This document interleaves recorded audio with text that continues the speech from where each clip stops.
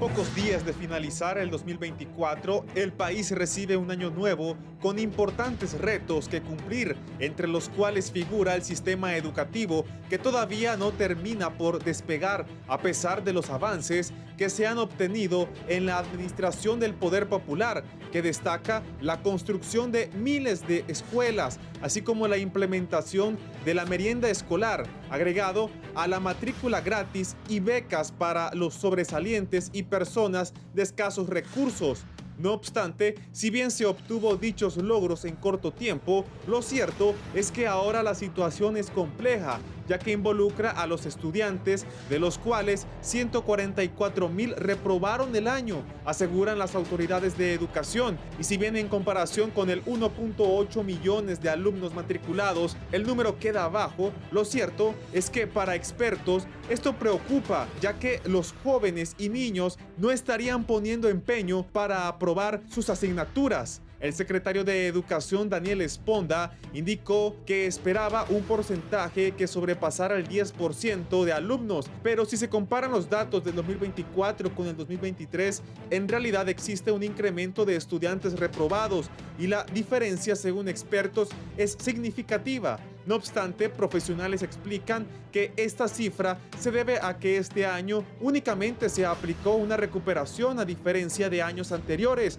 en los que hasta escuelita existía. Catedráticos mencionan que los números de personas reprobadas preocupa y pese a que es común tener unos 100,000 reprobados, que sea mayor de los 140,000 debería encender las alarmas en las máximas autoridades de educación, debido a que el país, de mantener estas situaciones, se expone a quedar rezagado en comparación a las naciones vecinas. Expertos señalan que uno de los principales factores del número de reprobados se debe a la pobreza en la que se encuentra la mayoría de las familias hondureñas, por lo que es de suma importancia que educación comience a tomar estrategias para mitigar estos números y enfocarse en los estudiantes con menos recursos económicos. Igualmente aseveran que la falta del apoyo de los padres también es un detonante de los miles de reprobados. Y otro punto son los factores pedagógicos. Es importante recordar que la Secretaría de Educación anunció que a partir del 2025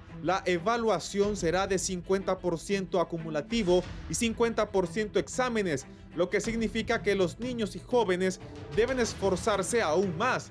Diversos sectores piden con urgencia a la Secretaría de Educación capacitar a los profesores en las materias de español y matemáticas para que así los conocimientos sean trasladados a los estudiantes, específicamente en esas materias que son las que mayor dificultad representan a los alumnos, aunque lamentan que mientras en Honduras se debaten estos temas, en otras naciones los estudiantes ya utilizan dispositivos tecnológicos en sus clases.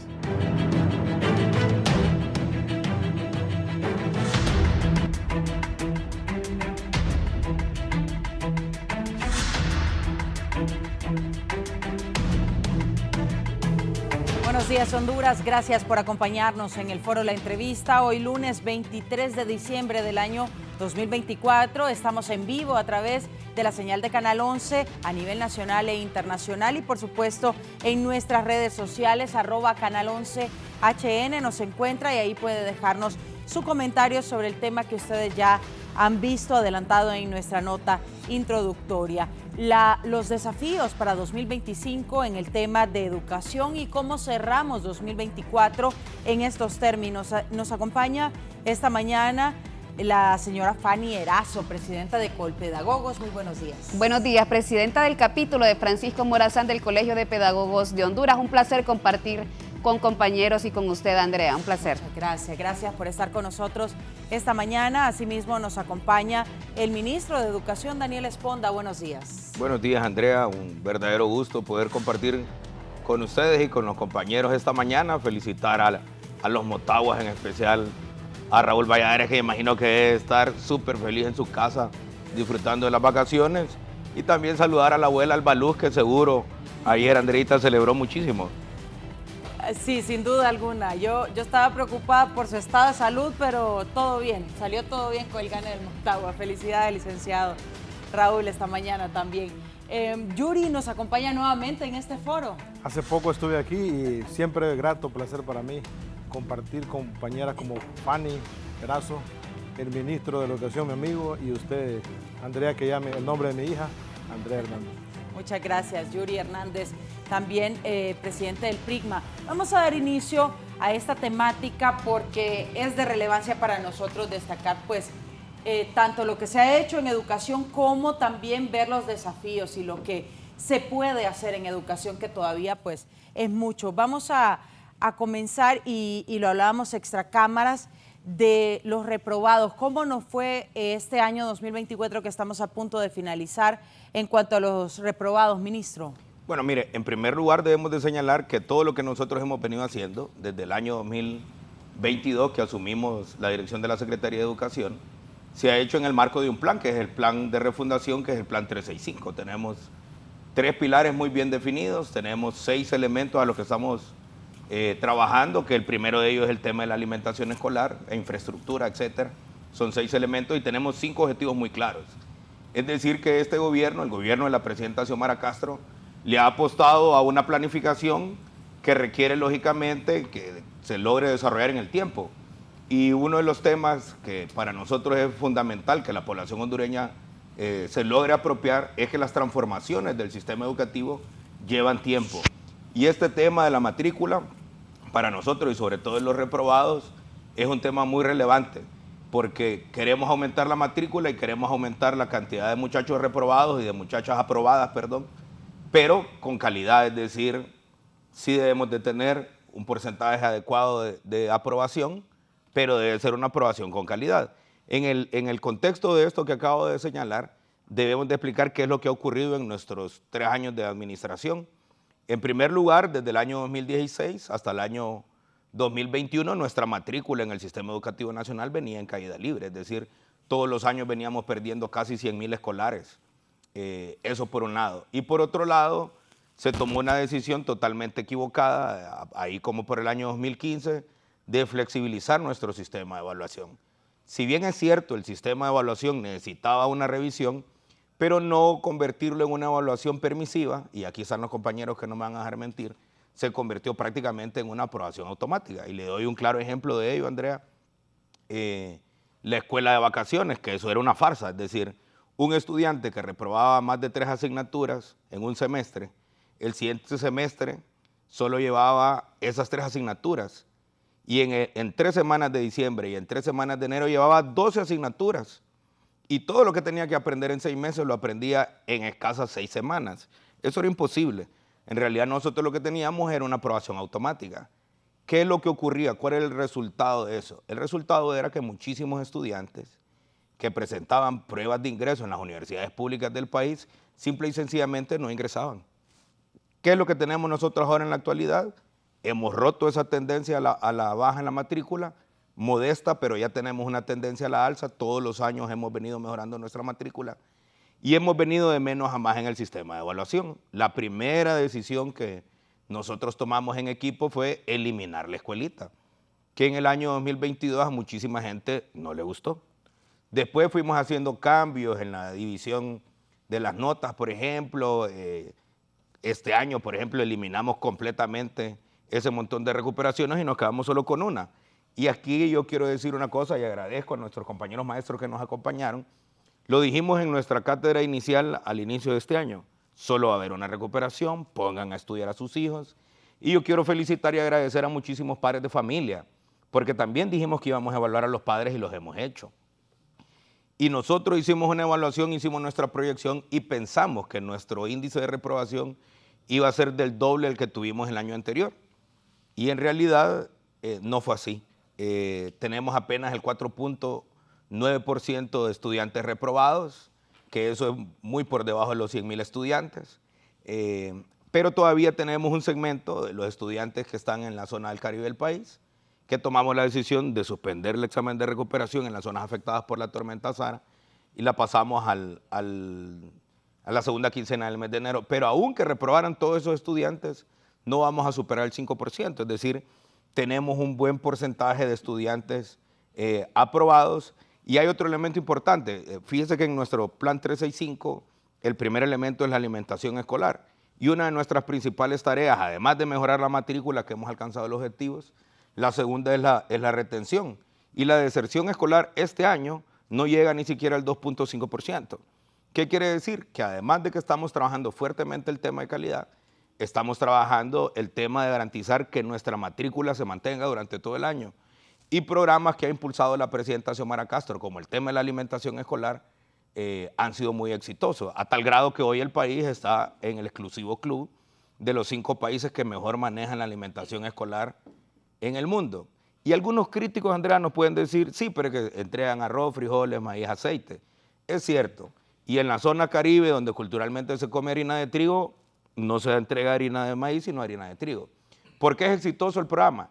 Porque la presidenta Castro, con ese enorme corazón que ella tiene, lo que hizo fue ampliar la alimentación escolar para la educación inicial o la educación preescolar, que es lo que conocemos tradicionalmente como el kinder.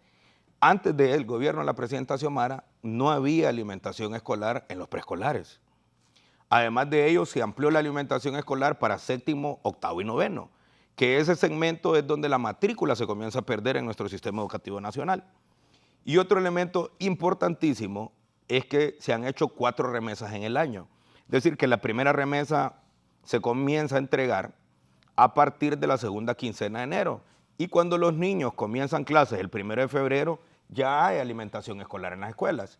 Yo quiero aprovechar para agradecer a los miles de maestros y miles de maestras, a las madres y los padres de familia, pero sobre todo a nuestros compañeros maestros que de manera voluntaria nos ayudan con el acarreo de la alimentación, con la división de los productos, con la entrega de los alimentos y algunos, muchísimos, hasta con la preparación de esos mismos alimentos en los centros educativos, que este proyecto no sería tan exitoso sin el concurso de nuestros compañeros maestros y de nuestras compañeras maestras. Entonces, hay todo un trabajo articulado que se está haciendo y yo sí quiero cerrar esta primera participación diciendo algo al pueblo hondureño y a todos los que estamos aquí en el foro. Miren, lamentablemente en Honduras, desde hace mucho tiempo, y se ha acentuado después del golpe de Estado, hay toda una cultura de la filosofía de la desesperanza. Pareciera que los hondureños no podemos hacer nada bien y que todo está muy mal. Y lo dijimos al inicio de nuestra gestión. Miren, dennos tiempo, permítanos trabajar. Y esta secretaría ha tenido una muy buena gobernanza. Un claro ejemplo de ello es que hemos venido trabajando de la mano con nuestros compañeros maestros y no hemos tenido mayores contradicciones. Este año hemos alcanzado el 98% de los días clase programados. Y eso se debe a una muy buena gobernanza que tenemos. No hemos andado reprimiendo a nadie, hemos resuelto muchísimos procesos administrativos que en el pasado se ha hecho mal. ¿Y por qué digo esto del apellido de la desesperanza? Porque es más fácil destruir que construir. Y lograr tener estos estadios de gobernanza, de venir mejorando la infraestructura escolar, de venir transformando el sistema educativo no es cosa fácil. Y el próximo ministro en el siguiente gobierno que venga, lo tenemos que apoyar. Porque si el ministro, la presidenta de la República sale bien, los que ganan son los niños y son las niñas. Y pienso que este gobierno ha despegado ya el sistema educativo y ha permitido generar opciones y espacios para mejorar indicadores. Hoy la gran tarea es que entre el año 2026 y en el año 2027 vamos a cerrar, Andrea, el primer ciclo educativo de este nuevo sistema educativo, es decir, los primeros graduados de 6º grado que nosotros vamos a tener, que los recibimos en 1er grado cuando las escuelas estaban cerradas en 22, se van a graduar hasta el año 27. Es decir, este proceso lleva tiempo. Y para tener los primeros graduados que recibimos en 1er grado en el año 2022, van a tener que pasar 12 años. Es decir, que este es un esfuerzo que tenemos que mantener a lo largo del tiempo. Aquí usted ha mencionado algunos puntos clave y a mí la alimentación escolar me parece muy relevante porque hay niños que simplemente no tienen que comer en la casa y llegan a la escuela a alimentarse y por ende pues tienen un mejor rendimiento educativo. Ahora, usted menciona que hay un 4.9% de reprobados. ¿Coincide esta cifra con los 144,000 que se mencionaba en nuestra nota introductoria? Y nos menciona que antes se perdían más de 100,000 alumnos por año y ustedes han logrado recuperarlo. ¿A cuánto lo han recuperado? Si Mire, esos son dos temas importantes. Uno, cuando se dieron las primeras cifras, yo por eso siempre le digo a los amigos de la prensa, déjennos dar cifras hasta que termine el año escolar, porque teníamos un número importante de estudiantes que estaban en proceso de recuperación que todavía no tenían las notas cargadas. Es por eso que ahora tenemos ese dato de que no llegamos ni siquiera al 5% de estudiantes reprobados. Ahora, ¿qué es lo que ocurre? Cuando comenzó nuestro gobierno nos atacaban mucho diciendo, no, es que hay 800,000 personas fuera del sistema educativo nacional. Bueno, hay un porcentaje de esas 800,000, que no es esa la cifra, pienso yo, que se fueron del país, que emigraron. Recuerde que antes habían... 1 millón nos decían, sí, 1 millón de estudiantes sí, están fuera del sistema. Nos decían, Ajá. sí. Pero recuerde usted que antes teníamos caravanas, los gobiernos anteriores eran miles de personas que salían en caravanas del país. Eso en el gobierno de la presidenta Xiomara Castro no se ha visto. Pero le doy un ejemplo sencillo. ¿Cómo buscamos a las personas que están fuera del sistema? Hoy por hoy, uno de los proyectos más exitosos del gobierno de la presidenta Xiomara Castro es nuestro Programa Nacional de Alfabetización José Manuel Flores Arquijo. Tenemos alfabetizados al cierre de este año 2024 alrededor de 385,000 personas. Y mire una cosa que para mí es una de las cosas más lindas que me ha ocurrido como educador y como ministro. 795 personas de esas 385,000 que hemos alfabetizado son abuelitos que superan los 90 años de edad. Es decir, casi 1,000 personas que tienen más de 90 años de edad que nunca habían tenido acceso al derecho a la educación. Y cuando usted pregunta, bueno, ¿dónde estaba ese millón o esos 800 y pico de mil que no estaban? 385,000 ya los recuperamos con el programa de alfabetización y estamos en el Yo Sí Puedo Seguir. Y varios de los que ya graduamos, el próximo año, la mayoría comienzan la primaria acelerada. ¿Y por qué yo sigo planteando que hay que romper con esa pedagogía de la desesperanza? Porque no solamente es que tenemos que alfabetizar, que algunos vinieron y dijeron, no, es que en mi municipio hay gente que no sabe leer y escribir. Por supuesto que va a haber gente que no sabe leer y escribir, porque el programa de alfabetización en ninguna parte del mundo es que usted va a tener 0% de analfabetismo. El rango mundial establece que es por debajo del 6%, pero la decisión que tomó la presidenta Xiomara Castro y que tomó con la misión cubana que tomamos en equipo es que vamos a aclarar los territorios que estén por debajo del 4%, porque hay dos condicionantes. Número uno, hay personas que por enfermedades o padecimientos físicos simple y sencillamente no pueden aprender a leer y escribir. Y hay algunos otros, que es menor cantidad, que simple y sencillamente no se quiere alfabetizar. Y a esos no los podemos obligar a que se alfabeticen. Pero la tarea del gobierno es declarar los territorios por debajo del 4%. Y ya tenemos un número importantísimo de departamentos libres de analfabetismo. Entonces, solo con el programa de alfabetización ya estamos casi llegando a las 400,000 personas alfabetizadas, con los que hoy, Andrea, seguimos alfabetizando, porque el programa no se detiene. Entonces, en ese contexto hemos ido en busca de ellos. Y le doy otro ejemplo claro. Nosotros al inicio de nuestra administración hablábamos que uno de nuestros sueños era tener las escuelas abiertas los fines de semana y tener las escuelas abiertas en vacaciones. En este país, en vacaciones, lo único que habían eran recuperaciones. Hoy usted puede ir al Técnico Honduras y hay cursos gratis y libres de electricidad, de soldadura y de un área que no habíamos formado nunca en el sistema educativo nacional, que es obra civil. Hoy los maestros albañiles, los ayudantes de albañilería pueden ir al Técnico Honduras, a un técnico en San Pedro Sula y al técnico Santa Bárbara a tomar esos cursos. ¿De qué edades? Cualquier edad. Puede ir un abuelito, puede ir un muchacho que tenga más de 12 años a tomar estos cursos y aprender. ¿Qué otra cosa estamos haciendo en el periodo de vacaciones? Que la gente también debe de identificar. Mire, hoy Honduras tiene dos proyectos muy lindos, que los mayores logros no los voy a ver yo, los va a ver posiblemente la siguiente administración. ¿Cuáles son esos logros? Acabamos de romper un récord centroamericano con ayuda de nuestros compañeros de artes. Hemos lanzado el proyecto de prevención de violencia más ambicioso del país. Y esos dos proyectos son nuestro proyecto de deportes, que firmamos un convenio con FIFA, y hoy tenemos Football for School. Es una aplicación donde estamos trabajando con profesores de educación física de todo el país para lograr hacer trabajos preventivos, pero también identificar estudiantes que tengan potencialidades para ir a deporte de alto rendimiento y nos hemos enfocado en varias disciplinas. Una de ellas es el fútbol.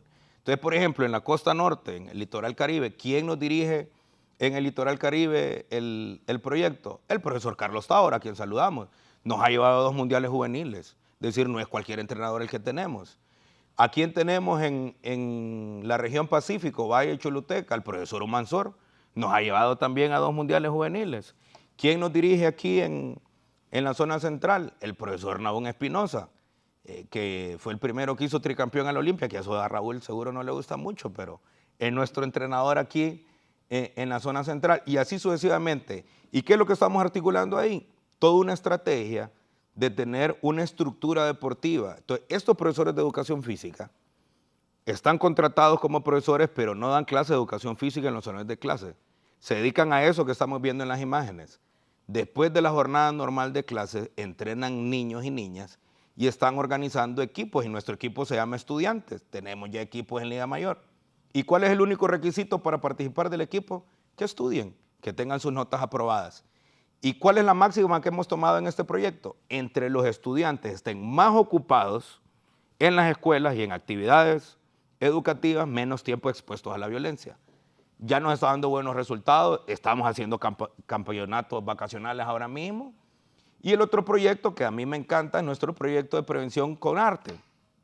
Ahí tenemos de todo un poco, plástica, dramática y musical, que es mi favorita. El 30 de noviembre cerramos nuestro año escolar con el coro de los 1046 niños de diferentes zonas del país, con diferentes niveles de aprendizaje, con diferentes niveles de ritmo de aprendizaje, con diferentes potencialidades y talentos. Hoy por hoy Honduras, y lo pueden ver ahí en las imágenes, tenemos el récord centroamericano de haber integrado el coro escolar más grande de la historia de Centroamérica. Entonces usted tiene ahí niños de la Escuela Experimental de Niños para la Música, tiene niños del Conservatorio Nacional, del proyecto de música que tiene la Secretaría de Finanzas, el Conservatorio Nacional. Hicieron un ensamble espectacular con la Orquesta Sinfónica de la Secretaría de Cultura, que saludamos a la ministra Vélez, que hemos hecho muchísimo trabajo colaborativo, y nuestros embajadores de la educación, los Diablos Negros, también tocaron varias canciones con los niños. Entonces, estos niños que están en el coro participan de nuestras escuelas de arte, pero también teníamos estudiantes del INTAE, del Técnico Honduras, de Luis Bográn y de otras escuelas que no necesariamente su expertise es el arte, pero ahí tenemos profesores de arte que después de las clases tradicionales se quedan haciendo actividades artísticas con los estudiantes. Esos niños ya no están viendo narconovelas en la televisión, ya no están escuchando música que más bien destruye su personalidad, son niños que están haciendo arte. Y mire, Andrea, los que de niños hicimos deportes y los que hicieron artes, son niños que cuando son adultos tienen mayores potencialidades para tener éxito.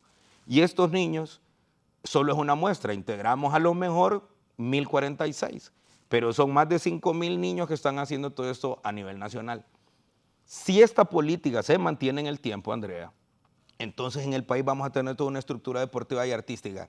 La presidenta Xiomara convocó a la segunda edición del Coro de los 1000, tuvimos un concierto precioso en el Cerro Juana Laínez, y hubo una niña que cantó esta misma canción de la cadena que recién acabamos de ver, que lo hizo de manera magistral. Miren, el país tiene potencial para tener deportistas de alto rendimiento. El país tiene talento para tener artistas musicales en plástica de altísimo nivel. ¿Qué es lo que no había ocurrido? Los gobiernos no habían dado verdaderos espacios para que esto se pudiera desarrollar. ¿Y qué es lo que ha hecho la presidenta Xiomara Castro? Pues generar esos espacios y poner presupuestos en ellos. Entonces, ¿qué nos va a permitir en esto? ¿Y por qué hay que romper con esa filosofía y esa pedagogía de la esperanza? Miren, si con pocos recursos y motivados por la presidenta hemos logrado alcanzar cosas importantes en el sistema, si esto se mantiene en el tiempo y en los presupuestos de la República quedan definidos, sin duda que en un par de años vamos a tener grandes glorias. Y le doy un claro ejemplo de nuestro programa de deportes. El atleta que más medallas ganó en los últimos CODICADER, que son los Juegos Educativos Deportivos Centroamericanos, fue un muchacho nuestro, y fíjate que no fue en fútbol, fue en atletismo. Entonces, en ese sentido, nosotros hemos puesto en perspectiva el sistema educativo nacional y hemos ido de menos a más. Las transformaciones son lentas, pero el sistema educativo avanza con muy buen suceso. Y refuerzo lo que decía la nota del inicio del año. Hemos venido haciendo transformación en el sistema de evaluación y, por ejemplo, estos muchachos que participan del proyecto de arte y deportes, no es el profesor de educación física el que les pone la nota a los que ya están en el programa, ni son los profesores de música los que le ponen la nota en música, porque el nivel de exigencia es diferente. El profesor que está en el proyecto de deportes le exige más a ese niño y él es el que pone la nota de educación física. El profesor de música que lo tiene en el proyecto es el que pone la nota de música. Y así como lo dijimos este año, que solamente iba a haber una recuperación, la propuesta para la división de los puntos en la evaluación del próximo año son 50 puntos de acumulativo y 50 puntos de examen. Lógicamente, en algunas disciplinas, como las de técnica industrial o las disciplinas de artes y deportes, eso va a flexibilizar porque son clases más prácticas. Pero en las demás clases, la propuesta que le hemos hecho a nuestros compañeros maestros es que sea 50 puntos de acumulativo y 50 puntos de examen. ¿Qué vamos a ganar en el tiempo, Andrea? ¿Qué vamos a ganar en el tiempo?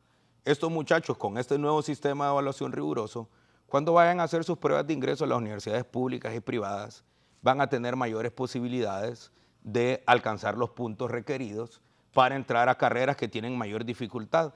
¿Quiénes eran los referentes en las evaluaciones antes? Los estudiantes del técnico Honduras, de Luis Bográn, del JTR, del técnico Santa Bárbara, del Eulogio Galán Trejo. A esa realidad queremos volver. Y una clara muestra de eso han sido nuestras competencias de física, las Olimpiadas de Física, Química, Matemática y Robótica, Química. Hemos enviado estudiantes a nuestras Olimpiadas regionales, fuimos sede de las Olimpiadas Centroamericanas y del Caribe de Física, tuvimos muy buen suceso, y en las Olimpiadas Internacionales tuvimos muy buena representación de nuestra delegación a tal grado que hemos ganado medallas a nivel mundial, menciones honoríficas. Y cierro diciéndole esto en deportes. Hace un par de meses, ¿por qué nosotros tenemos ese trabajo colaborativo que la presidenta nos ha orientado? Nosotros hacemos trabajo con el FIS, hacemos trabajo con la Secretaría de Cultura, con el ministro Moncada en Condepor. Se acaba de inaugurar el Chochi Sosa. Quedó espectacular ese estadio, ese diamante. Para los que hemos jugado béisbol de niño, yo que tuve la oportunidad, gracias a mi mamá, de jugar béisbol de niño, era impensable tener un estadio como el que tenemos hoy. Pero ese estadio toma mayor relevancia cuando lo puede ocupar el pueblo y los niños. Hace un par de meses mandamos una selección, ayudamos a mandar una selección, creo que era sub-12, de béisbol a jugar un Panamericano a Puerto Rico, integrado por niños de escuelas públicas y de escuelas privadas, y por primera vez en la historia Honduras le ganó a Puerto Rico 5-0 en béisbol, una cosa que hubiese sido impensable hace algunos años. ¿Y quién fue el pitcher ganador? Un niño de una escuela pública allá del Triunfo Choluteca. Es decir, vamos por buen camino, debemos de fortalecer algunas áreas, por supuesto que el reto es gigantesco, pero con el concurso de toda la hondureñidad y sobre todo de nuestros compañeros maestros, yo les quiero sinceramente agradecer al magisterio, a los compañeros de la dirigencia magisterial, al compañero Edgardo Casaña, que de la Comisión de Educación nos ha venido acompañando y que ha hecho un enorme esfuerzo de trabajo con nosotros. Y por eso es que hemos tenido estos logros que para nosotros son muy significativos, que por supuesto todavía hay muchísimo camino que andar, pero la brecha para la refundación del sistema educativo nacional lo ha hecho y la ha aperturado la presidenta Xiomara Castro. Es interesante conocer sobre los retos del próximo año 2025 y es precisamente la temática de este foro.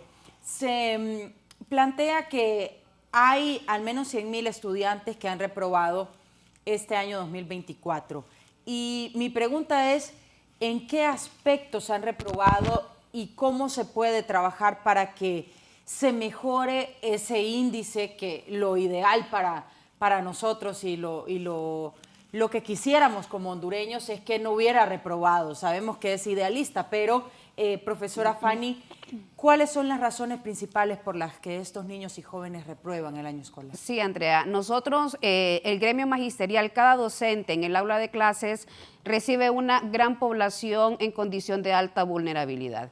Nosotros no podemos desconocer el contexto de olvido que vivió la niñez, adolescencia y juventud por más de 12 años, que básicamente La institucionalidad de este país los orilló precisamente a que fueran instrumentalizados por diversos grupos vinculados a violencia. Podemos ver también que estas niñas y estos niños en la actualidad están siendo prácticamente educados solos. La migración ha sido un efecto que ha impactado de manera directa en el desempeño educativo, en el desempeño académico. Esta población está llegando a los centros educativos con necesidades, con cualquier tipo de barreras y de vulneraciones.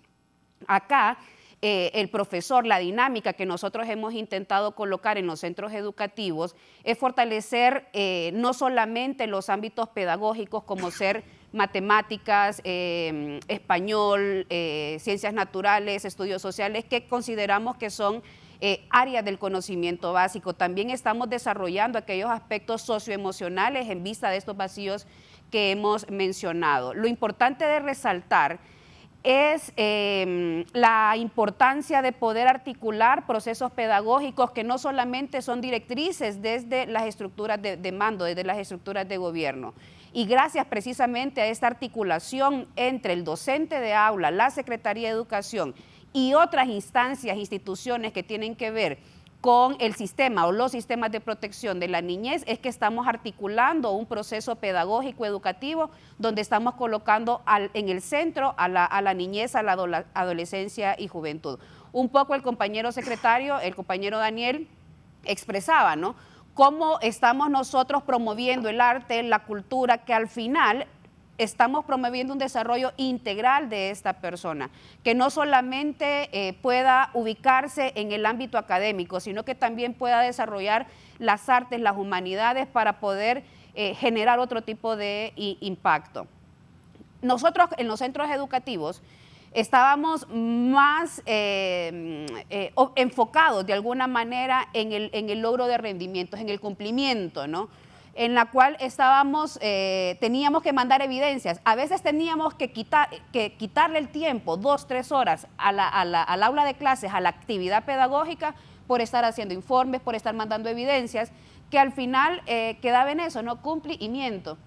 En este momento... Perdón, Fanny, informes que nadie leía. Nadie leía, solo eran estadísticas, y eso lo vivimos con mucha rigurosidad en los últimos 8 años de los gobiernos nacionalistas, ¿no? Y una presión por querer evidenciar algo que no se estaba dando en las aulas de clases. Y nosotros lo decimos porque somos profesores, estamos en el aula. ¿Qué eran esas evidencias? No, o sea, mire, toda la estructura del sistema educativo, desde la dirección departamental, distrital y docente, la exigencia era documenten, ¿no? Documentar una práctica en teoría de atención. Tantos niños estuvieron en tales actividades, mandemos fotos, mandemos informes y una serie de cosas. Esto realmente funcionaba desde la parte técnica, me imagino, quiero pensarlo así. Sin embargo, el impacto en la niñez, en la adolescencia y juventud no lo vimos. ¿Por qué? Porque nosotros debemos estar dando clases.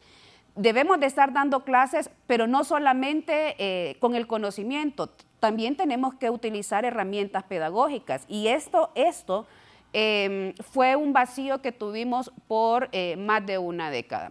Importante resaltar, la matrícula gratis. En este momento, el porcentaje de matrícula gratis está precisamente colocándose a disposición del profesor y que pueda tener algunas herramientas mínimas. ¿No abarca todas? Claro que sí.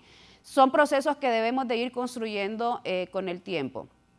Parte de eso también, Andrea, es importante mencionar que en este periodo los profesores hablamos y de alguna manera, en su mayoría, estamos satisfechos de nuestra práctica docente, cosa que no teníamos en el pasado reciente, en la cual fuimos víctimas de campañas de estigmatización, de desprestigio. Hoy por hoy hay comunidades que se sigue creyendo que el profesor es una persona, es el diablo del pueblo, ¿no? Cuando todo lo contrario, siempre hemos sido actores de desarrollo, hemos tenido liderazgo a favor precisamente del desarrollo de las comunidades, y que de alguna manera nosotros estamos resolviendo no solamente la atención pedagógica, sino que estamos llenando vacíos en los cuales el tejido, la estructura social en este momento está tan debilitada. ¿Hay muchas cosas que debemos nosotros de seguir fortaleciendo? Claro que sí. Hay elementos que no los vamos a lograr en 3, 4 años de la gestión de la Secretaría de Educación y sobre todo la satisfacción del gremio magisterial, en este caso particular, del Colegio de Pedagogos y Pedagogas de Honduras, es que son compañeros en los cuales nosotros hemos desarrollado no solamente un liderazgo gremial, sino que también son compañeros que sabemos que tienen el compromiso y que no toman decisiones unilaterales, sino que estamos en el consorcio no solamente del gremio magisterial, sino que de otras instituciones en las cuales están vinculadas al desarrollo. Por ejemplo, no podemos dejar de lado la cooperación internacional que le apuesta precisamente a fortalecer los procesos emanados desde la Secretaría de Educación. Yo quisiera ahondar en este tema porque pues al final nos da una radiografía de lo que está pasando con nuestros niños y jóvenes en cuanto a educación y quisiera trasladarle la pregunta al profesor Yuri Hernández. ¿A qué se debe que más de 100,000 estudiantes reprueban y no logran pasar al siguiente año escolar? Bien, agradezco la intervención que ha tenido mi compañera Fanny, señor ministro también, solo que hay que enfocarnos más en la situación que el desafío viene, ¿verdad? El 2025 es un año de muchos retos, ya el tema creo que abarca mucho lo que vendrá a suceder en el 2025. Mire, ni al 5% llega esta reprobación de los estudiantes. En otro tiempo, solo era estadística. Fanny acotaba ese punto importante cuando el señor Marlon Escoto, por ejemplo, engañó al presidente entonces. ¿Por qué lo engañó? Porque solo era mediático lo de él, el desprestigio de la dirigencia magisterial, de los maestros, que éramos lo peor. Eso conllevó pues a mucha debacle en educación. Cuando usted engaña a un presidente, en este caso el compañero ministro, es una persona que con él se puede hablar. De hecho, aquí hay un debate donde no va a ser una situación de que estira y encoge. Estamos en esta situación, en un cogobierno, siempre he manifestado eso, y eso lo digo claramente, su servidor. Fíjese que nosotros, estadísticamente, la Secretaría de Educación está bien posicionada. Eso no lo digo yo, eso lo dice quien califica a la Secretaría de Estado de este país.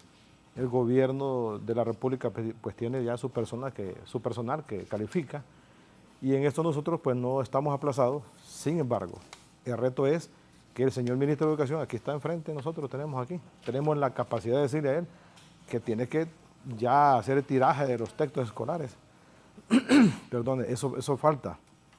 Fanny ya dejaba puntualmente qué ocurrió en los 12 años del narcodictadura. ¿Qué ocurrió en eso? Ocurrió que abandonamos la escuela pública y nos fuimos más a lo político, al problema del país, que no se pudo solventar nada. Vino un gobierno que vino a reparar psicológicamente a los niños, mandando a esos psicólogos a trabajar en las partes donde estaban desposeídos ellos, donde fueron marginados, porque el mismo sistema los aísla. Desde el punto de vista pedagógico, nosotros sabemos que hay muchos retos por cumplir, que sabemos que no todo es color de rosa, sabemos eso bien, pero que con un gobierno que apoya al magisterio y que los maestros de Honduras, un saludo a todos ustedes en tiempo de Navidad, que están reflexionando, yo sé que sí, porque el próximo año es de eso, de este reto y el desafío que tendremos que enfrentar. Este 2025 va a ser un tiempo bonito para meditar en esta temporada de que nace el Niño Dios, y aquí nosotros pues queremos eso. Señor Ministro de Educación, comprométase aquí entre las cámaras, que los textos escolares tienen que ser una realidad, para que vea que no todo es color de rosa. Él habló de deporte, él habló de todo. Es bonito, es complicado, pero para ellos se necesita un presupuesto. Entonces hay que quitarle el presupuesto a otra secretaría que quizás pueda conllevar a la mejora del sistema educativo público y que los niños tengan mejor merienda. Ya hay una merienda, alimento para la educación, que está muy correcto, pero hay que potenciarle más, hay que ingresarle un huevo, por ejemplo. Está bien que hay tortillas, que hay frijoles, que hay arroz, aceite, excelente eso, pero falta el huevo. ¿Por qué no un aguacate? Podemos ver que en las escuelas de agricultura, sí, que él mismo ha sido el genio de esta cuestión, porque hay cosas que el ministro ha tenido algunos altibajos, es normal, es un joven que tenemos que cometer errores, pues yo ya soy un poco mayor que él, y Fanny por ahí, no bastante. Sin embargo, licenciada Andrea, ministro y Fanny, yo creo que es bonito esto, cuando se puede platicar, no cuando estamos ante un energúmeno, como otros ministros anteriores. Ya no voy a referirme a él porque no vale la pena. Yo creo que aquí hay personas en este país bastante valiosas que pueden llevar a cabo un sistema educativo que despeje de las realidades, no de palabras, no de estadísticas. Eso no es así. Pero los críticos del gobierno y que es oposición al sistema educativo es porque perdieron el negocio que tenían con la Secretaría de Educación y eso pues le ha llevado a seguir pues, prácticamente desafiando o retando a esta Secretaría de Educación que hoy por hoy no ha tenido una sola huelga. Estamos en tiempo y forma pagados. Si es cierto que hay planillas complementarias que no se han pagado, tampoco yo no puedo decir mentiras, falta que pagar, pero el país pues se está reconstruyendo nuevamente después de ese despilfarro económico que nos tuvo los 12 años del anterior gobierno, para que también estemos suaves. En Navidad, compañeros y compañeras, tenemos que dar el todo por el nada. Tienen que pagarnos en tiempo y forma, como hasta hoy ha pasado eso, y también se revisa los salarios en este momento. El ministro de Educación ha mandado en la mesa del diálogo, junto al viceministro Edwin Hernández Wincho y el viceministro Jaime, la licenciada Ruth y el licenciado David Blanco. Quiero manifestarles que sí, en efecto, hemos trabajado para construir una propuesta de revisión de salarios para todo el Magisterio Nacional.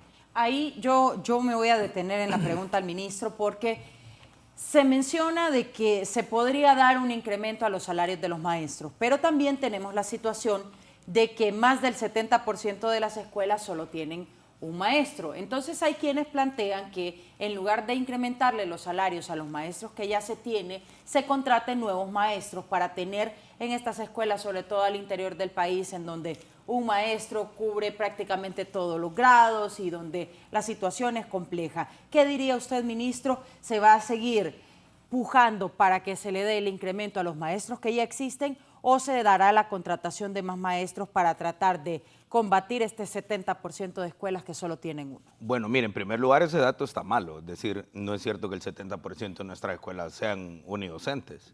Le doy el ejemplo del departamento que tiene el índice más alto de escuelas unidocentes, es el departamento de Olancho, entre uni y bidocentes alrededor de 900, ¿sí? Ahora, la unidocencia es prácticamente imposible de erradicarla, ¿por qué? Porque tenemos comunidades que son muy chiquititas, donde el número de estudiantes también es muy reducido. Además, el gobierno hace el esfuerzo de aperturar una escuela unidocente porque de repente se atienden solamente 10, 15 niños. Cuando una escuela unidocente ya supera los 30 niños, se convierte en bidocente y así sucesivamente. Pero fíjese, Andrea, que usted ha tocado un punto importante. Es decir, mire, casi todo lo que hemos hablado ahora mismo es de lo que el sistema educativo ya como por default o por inercia hace, ¿sí? A excepción del programa de deportes y de artes. Le voy a tocar dos puntos que para nosotros son valiosos porque son dos apuestas de la presidenta Xiomara Castro. La primera apuesta, como bien lo decía el profesor Yuri, la Red Nacional de Escuelas Agrícolas. Nosotros decíamos al inicio, cuando presentamos el plan de refundación del sector educación, que el sistema educativo se debería de convertir, o se iba a convertir, que se está convirtiendo, en el mecanismo del crecimiento económico y de ruptura de la cadena de pobreza, del ciclo de la pobreza. Hoy en la Red Nacional de Escuelas Agrícolas tenemos un número importantísimo de centros educativos integrados que fíjese, Andrea, que están produciendo alimentos, pero no solamente están produciendo alimentos y como lo decía el profesor Yuri, se está integrando a la alimentación escolar. Estos muchachos están siendo educados en algo que nunca se había educado en el país, que es educación financiera, que es cooperativismo, que es en emprendimiento. Y hoy por hoy, Fanny, tenemos registrado más de 1.500 productos dentro de la Red Nacional de Escuelas Agrícolas, pero no estamos hablando, Andrea, de naranjas, de pepinos, de materias primas, estamos hablando de productos procesados. Hemos hecho 2 encuentros nacionales de escuelas agrícolas y comenzamos con cajas de autoahorro. La presidenta también instruyó trabajar para el tema del financiamiento en el sector agrícola y esas cajas de autoahorro pasaron a convertirse en cajas rurales que ya están accesando a créditos gracias a la presidenta Xiomara, y el cierre del año 2024 lo hicimos en educación agrícola con 6 cooperativas de estudiantes oficializadas. ¿Y qué nos está permitiendo esto, Andrea? Además de educarlos en emprendimiento, los estamos educando también en educación fiscal. Las empresas y los negocios son de los estudiantes, pero tributan el 6% de las ganancias a los centros educativos, lógicamente para reinvertir, pero eso está alineado también a la política que ha impulsado la presidenta de la Ley de Justicia Tributaria. Todos debemos de tributar. Entonces, ¿qué ocurre? En parte del video que estamos viendo, uno de los muchachos que aparecen ahí, que es un grupo de 4, nosotros solo enseñamos, Andrea, el modelo de negocios. Los niños deciden qué es lo que van a emprender. Y algunos de los muchachos que mirábamos ahí en el tema de ganadería, que fue la empresa más exitosa del año pasado, generaron alrededor de 200 y pico de mil de lempiras de ganancias. Y eso no es un trabajo que solamente se hace en sus horas de clase. Tienen que dedicar tiempo después de su jornada de clase. Y una de las cosas más lindas que hemos promovido junto a la red ITC es la escuela de campo. Usted puede ver en esas imágenes que no solamente están en el centro educativo, sino que los estudiantes van a la labranza donde mamá y papá a compartir estrategias de cultivo amigables con el ambiente. Y estamos trabajando recuperación del suelo, estamos trabajando recuperación del bosque, estamos recuperando nuestras semillas nativas, tenemos entre 26 y 28 entre maíz y frijoles de semillas criollas nuestras. Y eso tributa a la política que ha impulsado la presidenta de Autonomía Alimentaria. Esos criaderos de tilapia que vemos, la literatura dice que no se puede sembrar arriba de 1500. Estamos sembrando tilapia arriba de 1800 metros en la zona de Yarula. Los niños están trabajando en red y los que están haciendo bachillerato en informática le están ayudando a hacer aplicativos para llevar la contabilidad, el desempeño y la productividad de la cosecha. Y el otro proyecto que para nosotros es una enorme apuesta, que cuando lo lanzamos nos dijeron que estábamos locos, es las escuelas normales bilingües. Hoy el país tiene aperturadas 8 escuelas normales en modalidad bilingüe, son totalmente gratis y el próximo año la presidenta Xiomara instruyó a aperturar 2 más, que es la escuela normal en la ciudad de San Pedro Sula, en Cortés, y la escuela normal del departamento de Colón en la ciudad de Trujillo, que esta va a tener 2 particularidades muy interesantes, además de formar inglés y español. Vamos a tener también una academia de Misquito y una academia de Garífuna, que son los pueblos originarios con mayor presencia en el país, que están en esa zona del país y nos va a permitir garantizar estas lenguas maternas. Las imágenes que estamos viendo ahora mismo son de la Escuela Normal de Ocotepeque, que ya vamos a tener primer grado y segundo grado bilingüe. Aperturamos en una escuelita que tenía baja matrícula en Ocotepeque, primer grado bilingüe el año pasado. Esta política se debe mantener en el tiempo y es una enorme apuesta del gobierno de la presidenta. La presidenta Xiomara Castro es la precursora de la educación pública bilingüe en este país. La educación bilingüe antes estaba solamente en manos privadas y hoy tenemos estas 10 escuelas. ¿Y qué va a ocurrir? El próximo año vamos a graduar nuestra primera promoción de profesores de educación básica bilingüe. En el año 2026, estos muchachos deben de ir a estudiar educación básica bilingüe, esperemos. Este es un llamado a la Universidad Pedagógica para que trabajen en un nuevo licenciatura de educación básica bilingüe, porque en 10 años podemos tener instalado el inglés como segunda lengua. ¿Y qué ocurre en nuestro proyecto? Estos muchachos tienen que ir a estudiar a la Universidad Pedagógica en educación básica bilingüe y se van a quedar trabajando medio tiempo en las escuelas públicas del país. Entonces, mientras estudian, van a compartir salón de clase con un profesor que ya tiene experiencia y a los 4 años que se gradúen de la universidad, vamos a comenzar a nombrar de manera permanente profesores bilingües en las primarias. Entonces, no está lejos el día que la escuela John F. Kennedy de la Kennedy tenga los primeros grados bilingües y después de un par de años, toda la primaria de esa escuela sea bilingüe. No está lejos el día que la Gloria Figueroa de López Arellano, donde yo estudié ahí en la aldea de Los Chorros, en Sabana Grande, comience su primer grado bilingüe. ¿Qué queremos decir con esto? La presidenta nos instruyó a hacer planes duraderos y que se puedan desarrollar en el tiempo. Entonces, ¿cuál es la gran apuesta? Y debe ser el trabajo de todo el pueblo hondureño. Estas conquistas, estos logros que hemos alcanzado, esta brecha que la presidenta Xiomara ha aperturado, se debe mantener. Y mira, este no es un tema de política o de politiquería de partidos. Este es un tema de país. Necesitamos que nuestra juventud hable 2 idiomas. Y esta apuesta a las normales bilingües nos va a permitir que en 10 años tengamos instalado el inglés como segunda lengua si se mantiene en el tiempo. Entonces, por eso es importante que los proyectos estratégicos que ha impulsado el gobierno de la presidenta, y yo agradezco a los compañeros de la dirigencia magisterial, se han apropiado de ellos. ¿Y por qué estas escuelas normales bilingües son una gran apuesta y son centros educativos de excelencia? Que eso es lo que quiero resaltar. Son centros educativos de excelencia porque la mayoría de nuestros profesores en esas escuelas normales bilingües tienen al menos grado de maestría. La mayoría son bilingües y los niños van a clase de 7 de la mañana a 3 de la tarde. Y esto ya no es una historia que vamos a contar, son logros, son cosechas. Ya... Aquí suena bien y suena bonito y ojalá que se logre desarrollar porque pues nuestros niños y niñas se lo merecen.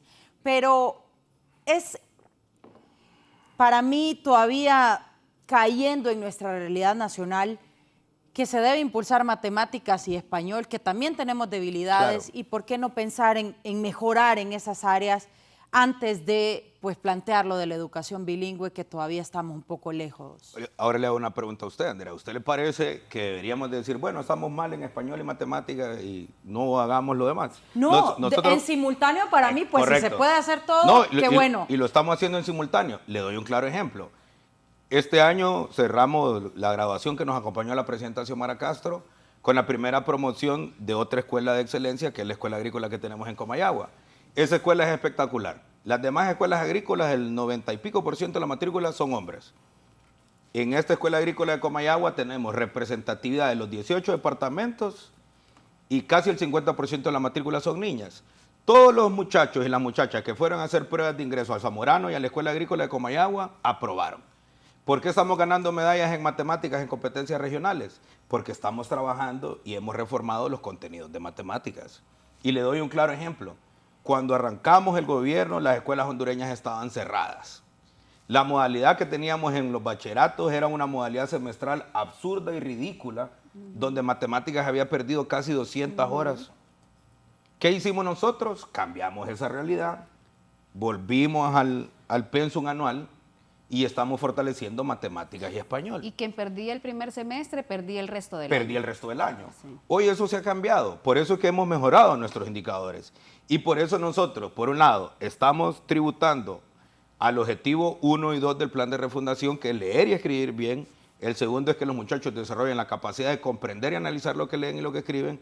Y nuestro objetivo número 3 es el de lógica matemática. Entonces, ¿qué ocurre? En nuestros centros educativos de excelencia, hemos aumentado la cantidad de horas clase. En los centros educativos tradicionales hemos aumentado la cantidad de horas clase también.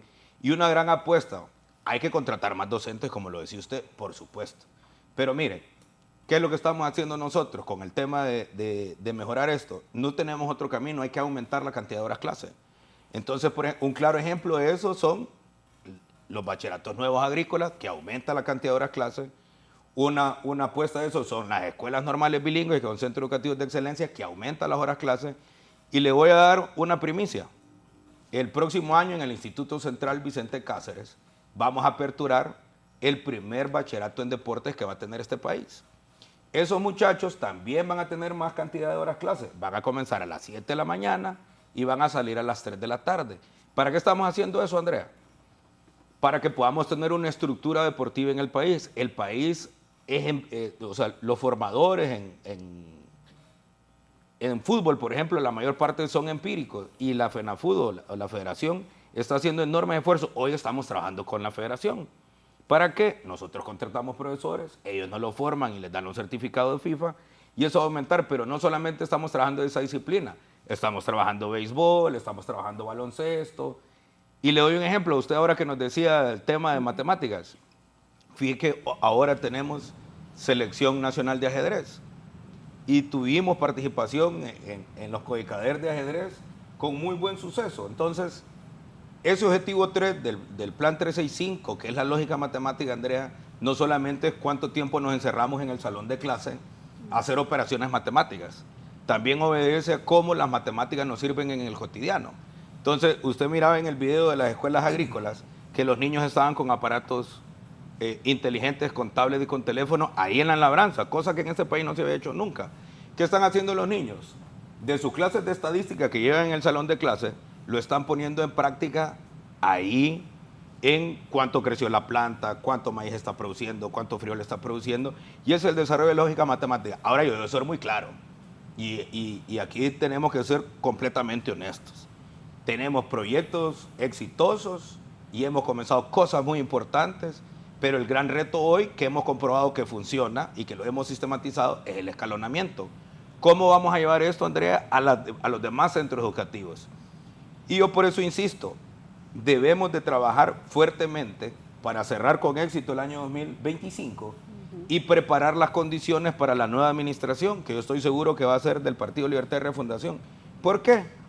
Porque de nada sirve, Andrea, que el magisterio hoy ya tenga la dinámica de alcanzar los días clase, que el magisterio hoy esté haciendo esfuerzos con el tema de alimentación escolar y que el ministro que venga o la ministra que venga a desechar todo lo que ya hemos avanzado. Y es todo lo contrario. Por supuesto que nos hemos equivocado en cosas. Por supuesto que nos hemos equivocado. Y en las que nos hemos equivocado no se deben de equivocar, porque ya sabemos que nos equivocamos. Y los aciertos que hemos tenido lo deben de profundizar. Entonces, le doy un ejemplo. Si yo no continúo de ministro en el siguiente periodo, el ministro que venga va a tener el logro de nombrar a los primeros profesores bilingües de primer grado. Y ese no es un logro mío, ni va a ser un logro de ese ministro. Eso va a ser un logro del pueblo hondureño. En ese contexto hay que hacer también otros esfuerzos. ¿Y cuáles son los otros esfuerzos? Le daba el ejemplo que hoy en algunos centros educativos, muy pocos, en 3, tenemos abiertos cursos vacacionales de electricidad, de soldadura, de construcción física, es decir, de desarrollo de ingeniería civil. ¿Y con quién hicimos eso? Eso no es un invento que yo me lo saqué de la manga. Eso lo hicimos con la Subdirección de Educación Media de la Secretaría de Educación, pero nos reunimos con la Chico, con los empresarios de la construcción, y por eso hoy tenemos ese curso de obra civil. Entonces, ¿qué ocurre? Uno de los retos más importantes que tiene el país, no el gobierno, el país, es articular al sistema educativo a el desarrollo económico del país. Entonces, le puedo dar otro ejemplo, Andrea. Hoy, con esta relación que la presidenta ha abierto con China Popular, se van a comenzar a intervenir el próximo enero 7 escuelas agrícolas, vamos a tener plantas de procesamiento de cárnicos, lácteos, cereales y otras líneas agroindustriales. ¿Qué va a permitir eso? Que comunidades como la mía, el municipio de Sabana Grande, cuando yo vine a este foro recién nombrado de ministro, dije que el problema era que el país, el sistema educativo, no estaba alineado la oferta académica a las potencialidades productivas del país. Hoy en Sabana Grande, en el técnico Francisco Morazán, se está construyendo el trabajo colaborativo con el Fondo Hondureño de Inversión Social, una planta de procesamiento de cárnicos, lácteos y vamos a tener una línea fuerte de panadería. Nuestro municipio vive de hacer pan y el bachillerato que había ahí era en banca y finanzas y en informática. Esos muchachos no tenían campo de trabajo. Hoy, gracias a esa visión de la presidenta y del plan 365, el próximo año, espero yo, si no va a ser en el 2026, se va a inaugurar esa planta de procesamiento y vamos a tener el bachillerato agroalimentario. ¿Para qué? Para que la potencialidad productiva del municipio se pueda elevar, tengamos mejores productos y los ingresos del municipio mejoren. Pero eso tampoco se hace de la noche a la mañana. Imagine que yo dije eso en el 22 y ahora en el 24 estamos en el proceso de construcción. Espero que en el 25 podamos hacer la inauguración y ese bachillerato va a comenzar y va a fortalecer sin duda la economía de ese municipio. Lo mismo estamos haciendo en la parte alta de Intibucá, de La Paz. Saliendo de aquí tengo una reunión con el director de la OAVI porque tenemos la idea de construir una escuela agrícola en Olancho, que desaparecieron las escuelas agrícolas en Olancho porque pasó a ser universidad, y estamos trabajando en 2 en el departamento de Gracias a Dios. Nunca se había hecho intervención de la magnitud que estamos haciendo ahora mismo en infraestructura escolar y estamos construyendo una escuela agrícola que no va a ser igual a las otras 6. Allá vamos a tener producción de animales que tiene que ver con la economía local. Y por ejemplo, como modalidades educativas, como ustedes lo están viendo en los videos, tenemos cursos de peluquería, barbería, etcétera, ¿no? Y bueno, otro proyecto importantísimo que también es abrir una brecha y una provocación, el Centro de Atención Integral para la Primera Infancia, el CAIPI. Ese Centro de Atención a la Primera Infancia es un lujazo que vamos a aperturar este enero en la zona de los mercados. ¿Y qué es el CAIPI? Es una apuesta de la Secretaría de Educación del gobierno de la presidenta Xiomara Castro para atender a un segmento de la población que no se había atendido. Vamos a tener, la matrícula va a comenzar con niños de 30 días de nacido. Las mujeres de la zona de los mercados van a poder llevar sus controles prenatales y mire, son cunas de primer nivel, son espacios, usted no se imaginaría que eso esté en el mercado. Entonces, ¿qué va a ocurrir? Todos esos niños de los mercados que hoy están expuestos a la suciedad, a lo insalubre, hoy van a tener un espacio digno, donde sus mamás van a poder llevar a los niños, dejarlos ahí, irse a trabajar. Especialistas con el nivel de Fanning, que tienen maestrías en atención a primera infancia, son los que van a atender a esos niños. Mamá va a poder llegar a su hora de lactancia, lactar a los niños y después regresar a su puesto de trabajo, controles ginecológicos, pediátricos, psicólogos infantiles. Y son, como lo ha dicho la presidenta y como lo dice nuestro alcalde, para los pobres lo mejor. Mire, es súper lindo porque tenemos sanitarios de tamaño para niños de parvularios. Entonces, ¿qué va a ocurrir? Todo es un proceso educativo. Los niños ahí con los profesores van a aprender a ir al baño, controles de esfínteres, van a aprender a utilizar la cocina, espacios físicos, van a desarrollar habilidades sociales que son fundamentales en ese rango de la vida. Y la presidenta nos ha dicho, hay que enfocarnos en los sectores más vulnerables y hay que enfocarnos en los sectores donde los sistemas no han atendido. Y estamos construyendo centenares de centros educativos de primera infancia en todo el país. Recién inauguramos 8 de manera simultánea con la presidenta en Copán, en lugares donde nunca había ido. Fuimos a ejercer soberanía nacional. Estábamos a 800 metros de la frontera con Guatemala, en una comunidad maya chortí. Entonces, ¿qué ocurre? Por supuesto que hay muchísimo por hacer, estamos de acuerdo. Todavía los niños tienen que trabajar en esos mismos mercados. Por supuesto, pero ojo, antes de este gobierno, eso no existía. Ese espacio y esa oportunidad de desarrollo no existía. Usted preguntaba el vacío que tenemos en matemáticas, en español, por ejemplo. Mire que, y eso nos sirve para reflexionar, pueblo hondureño, cómo las políticas desacertadas de personas que quizás no tienen las suficientes fortalezas para administrar y gestionar el sistema educativo, se colocan en estos puestos estratégicos y terminamos con estos graves problemas, porque sin duda tenemos una década de jóvenes ahora, de adolescentes y jóvenes que no tienen estas habilidades. Una cosa sencilla, cómo revictimizaron a la niñez, a la adolescencia y juventud con los BTP. Sí. El niño y la niña adolescente o joven que no aprobaba su primer semestre, este niño, esta niña era prácticamente expulsada a la calle porque ya no se le podía matricular en el siguiente año electivo, colocándolo en mayor condición de vulnerabilidad. Sí, claro. Acá, si usted, los que hemos puesto atención detenidamente, no todos los avances que el compañero ministro ha mencionado no solamente nos agrega un valor positivo en las áreas técnicas, Andrea, el impacto social con las escuelas agrícolas, por ejemplo, hoy por hoy los jóvenes, los adolescentes, como producto precisamente de estos sistemas capitalistas neoliberales, a la población lo que le interesa es tener dinero para comprar, para consumir, pero enseñarle el valor que tiene la tierra, producirla, claro, los valores que se generan alrededor de la producción, por ejemplo, valores de la solidaridad, del respeto, del desarrollo comunitario, son elementos que generan arraigo. ¿Cuánta población hoy por hoy está aspirando a irse al extranjero, Estados Unidos, Europa? Cuando acá el valor de la tierra es significativa porque es la posibilidad de poder resolver las necesidades básicas más inmediatas. El tema de los CAPI. Nosotros en la escuela vivimos precisamente el vacío de una nutrición efectiva que tienen las niñas y los niños. Cosa básica que todo el mundo sabe, todo profesor, la alimentación, el desarrollo nutricional que no se tiene en los primeros 5 o que se tiene en los primeros 5 años, el impacto lo vamos a ver en los procesos cognitivos.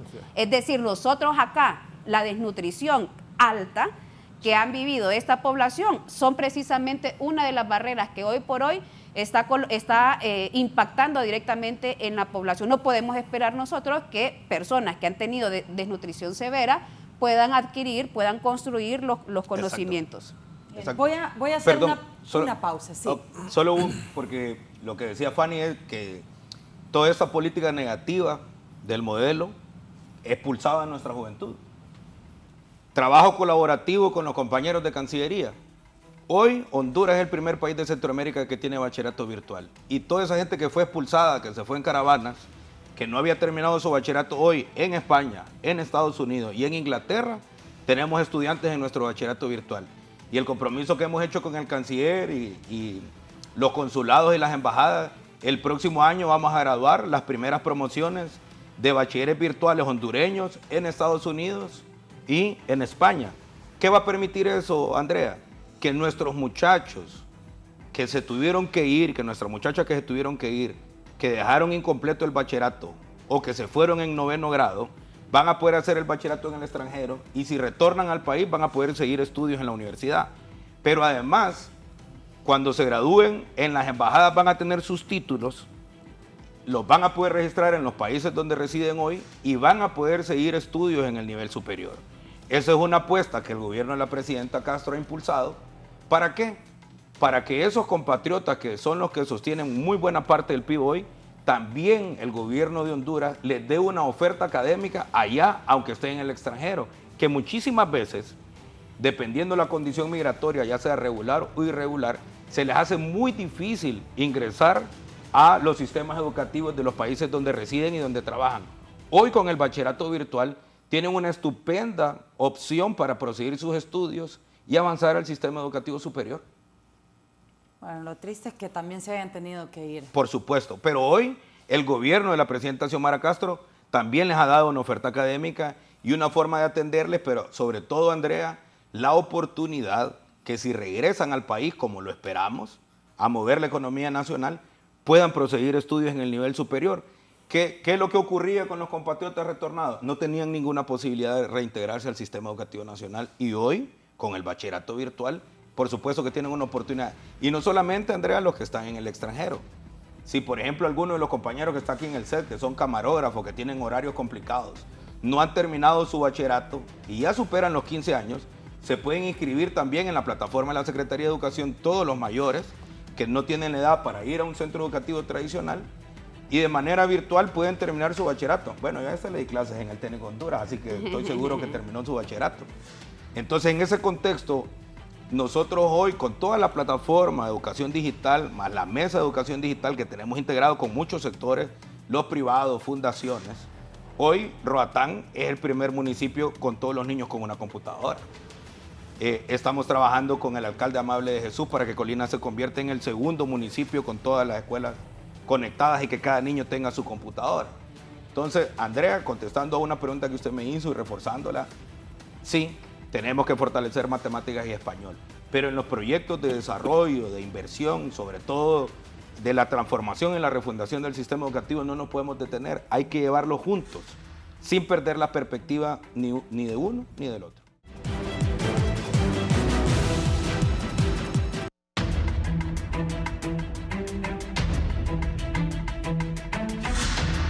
Estamos de regreso con más del Foro La Entrevista, hoy hablando del tema educativo y los retos para el 2025. Señor ministro, yo le quiero preguntar, porque esto fue muy viral en redes y trascendió muchísimo luego de que Shin Fujiyama hiciera la entrega, pues como filántropo de algunas escuelas que él ha reconstruido y la meta son importantes para el desarrollo de nuestra educación en nuestro país. Hablaban de pues las placas que la Secretaría de Educación iba o había colocado algunas placas y que pues decía como que se adjudicaba a la Secretaría el tema de la construcción de las escuelas. ¿Cómo avanza este tema? Y también si ustedes han tenido contacto con él luego de que hizo pues esta gran travesía desde México hasta Honduras para apoyarse o quizá apoyarle. Bueno, fíjate que en primer lugar yo felicitar al amigo Chin, ¿verdad? Mire, como ya estamos en política, mucha gente tergiversa cosas o trata de generar odios donde no hay necesidad. Y yo sí le quiero hacer un llamado al pueblo hondureño. Miren, la política ha separado mucho a nuestra sociedad.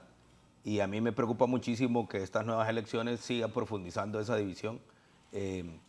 Podemos tener contradicciones políticas, podemos tener diferencias políticas, pero que los problemas de los adultos no conviertan en campo de batalla las escuelas de nuestros niños. Los niños y las escuelas son sagradas. Entonces, se lo explico sencillo. La presidenta ha colocado 2.000 millones de lempiras para que las corporaciones municipales reparen escuelas. 2.000 millones de lempiras. Y ojo, eso solo habla de la nobleza y de la transparencia, pero sobre todo de la madurez política de la presidenta Xiomara Castro. ¿Por qué las municipalidades no las repararon antes que Shin Fujimori? No, le explico, eso es lo que le quiero explicar. La presidenta puso 2.000 millones de lempiras en las corporaciones municipales a sabiendas que la mayoría de los alcaldes no pertenecen al partido de gobierno. Cada corporación municipal tiene a disposición 6.6 millones de lempiras. Vino el alcalde de este municipio, reparó un aula y se puso de acuerdo con Shin para reparar otra. ¿Qué es lo que manda la normativa? Que donde se hace obra pública, ya sea alcalde, secretaría, lo que sea, siempre se pone una placa sobre la inversión. Entonces la normativa, nosotros en la Secretaría de Educación, ni siquiera nos dábamos cuenta de la placa. ¿Por qué? Porque es el alcalde el que la pone. El alcalde recibió los fondos del nivel central, reparó el aula y puso la placa con el nombre de la presidenta, el nombre de su servidor y el nombre de él.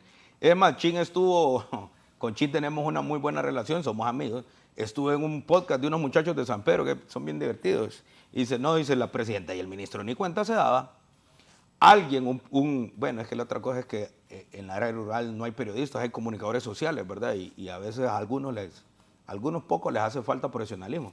Le tomaron una foto y se inventaron una leyenda que nosotros habíamos ido a pegar una placa donde Shin había hecho un aula. Y eso no es así. Quien puso la placa fue el alcalde porque recibió fondos del nivel central.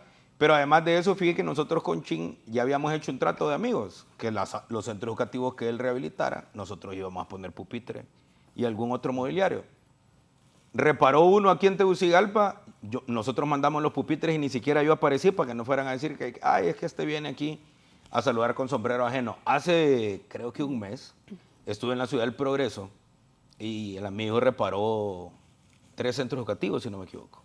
Y me reuní con él, me invitó, le entregué los pupitres, porque además el que recibe los pupitres tiene que llenar unas fichas. Entonces lo entregó y se repartieron a las escuelas. Mire, yo felicito a Shin porque Shin ha reparado más escuelas que los 12 años del gobierno del Partido Nacional, fíjese. Y nadie está exento y a nadie se le puede violentar la posibilidad de que nos ayude con una tarea. Fíjate que la tarea que nosotros teníamos cuando llegamos a la administración era reparar más de 12.000 escuelas. El plan de gobierno, la presidenta decía que íbamos a reparar al menos el 50%. Este gobierno, la presidenta Xiomara ya le ganó al presidente Zelaya, que había sido el gran constructor de escuelas. El gobierno de la presidenta ha reparado un poco más de 5.000 escuelas. Estamos a, creo yo, que un poquito menos de 1.000 escuelas. 5.000 sin contar las de Shin. Sin contar las de... No, ojo, y ahora quiero decir, bueno, mira, ahí tienen la foto, ve, nos acompaña el diputado Casaña y fuimos a entregar los pupitres. Shin es amigo nuestro, hemos compartido muchísimo con él. Por cierto, si no me equivoco, su esposa ya va a dar a luz esta primera quincena de enero. Mire, la escuela no puede ser campo de batalla. A mí me ayuda a reparar escuelas Ficosa y voy y los acompaño. Me ayuda a reparar escuelas Ferema y voy y los acompaño. Nos ayuda a reparar escuelas la Fundación Terra y vamos, les acompañamos. Personas que no tienen ni fundación, que van y reparan, y yo con todo gusto. Es más, le debo de contar que la primera escuela que yo fui a cortar la cinta siendo ministro fue una escuela en el departamento de Valle reparada por Fundesur. Ni siquiera eran fondos de la Secretaría. Yo creo que aquí, como estamos en campaña, se quiere hacer morbo y se quiere poner a pelear a gente con la que no vamos a pelear. Porque para empezar, para pelear se ocupan dos. Y a mí eso de pelear, mire, yo no puedo perder tiempo. Estos 3 minutos que hemos hablado de esa cosa que inventaron allá en Ocotepeque, hubiese servido para contarle cosas bonitas que estamos haciendo en la Secretaría de Educación. ¿Se acuerda usted de aquel niño que en el 15 de septiembre del año pasado salió con una carreta de lichas, que lo becamos? ¿Se acuerda? Que se hizo viral. De Ligüeras. Sí, de Ligüeras. Se acaba de graduar y recién con un trabajo colaborativo de los trabajadores de la Secretaría de Educación y un aporte del gobierno de la presidenta Xiomara, él tiene un problema en las piernas.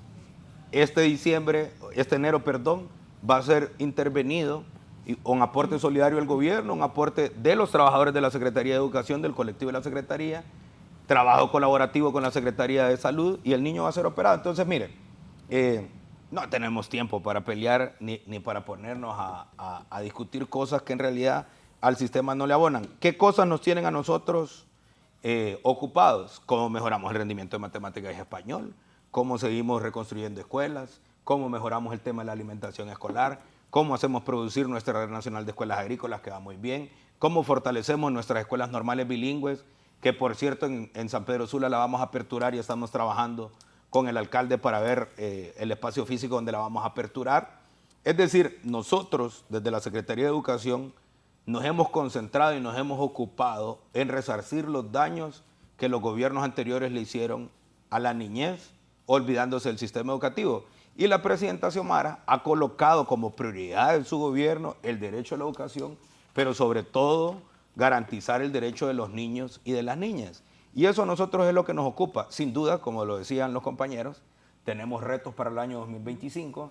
Por ejemplo, uno de los retos más importantes, que lo dijimos al inicio de nuestra administración, era llegar a la matrícula de los 2 millones. Estamos a, ¿qué? Como a 20 y pico de mil de personas para llegar a, menos de 20,000 personas para llegar a la meta.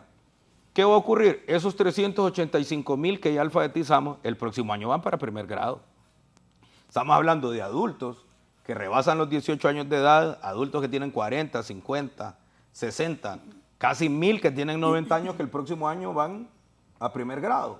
Entonces, eso es un sector de la población que la Secretaría de Educación antes no atendía.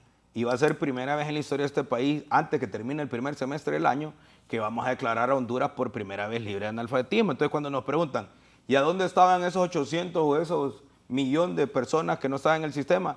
Pues hoy están en el programa de alfabetización, hoy están en las modalidades flexibles que tenemos a través de modalidades educativas, algunos estudiando en primaria acelerada, en secundaria acelerada, algunos otros tomando cursos con nosotros, habilitando las habilidades para el trabajo, y algunos otros como estas personas que están en el programa de alfabetización que van a su primer grado. Entonces, mire, Andrea, imagínense una cosa terrible. Ojalá Dios no quiera. Perdemos las elecciones y retornan aquellos que hicieron retroceder el sistema educativo. Se va a volver a acabar el programa de alfabetización como lo destruyeron en el año 2009. Honduras estuvo a 6 meses de declararse libre de analfabetismo con el presidente Zelaya. Yuri, Fanny, su servidor fuimos voluntarios del programa de alfabetización. El índice promedio de alfabetización ya casi estaba en el 6% y nosotros lo encontramos en el 11%, el promedio general del país. Entonces, ¿qué ocurre? Nosotros debemos de garantizar que estas cosas que ha venido haciendo el gobierno de la presidenta Xiomara Castro se mantengan. Y además de que se mantengan, que se puedan ampliar. Y además de que se puedan ampliar, que tributemos a la calidad del sistema. Y le quiero decir otro tema que para nosotros es muy, pero muy importante, Andrea. Es el tema de la evaluación. Lamentablemente los centroamericanos, nosotros los hondureños somos un poco malinches, ¿verdad? Si lo dice un chileno, si lo dice un argentino, sí está bien. Pero si lo hace un hondureño, como, ay, ¿será cierto eso?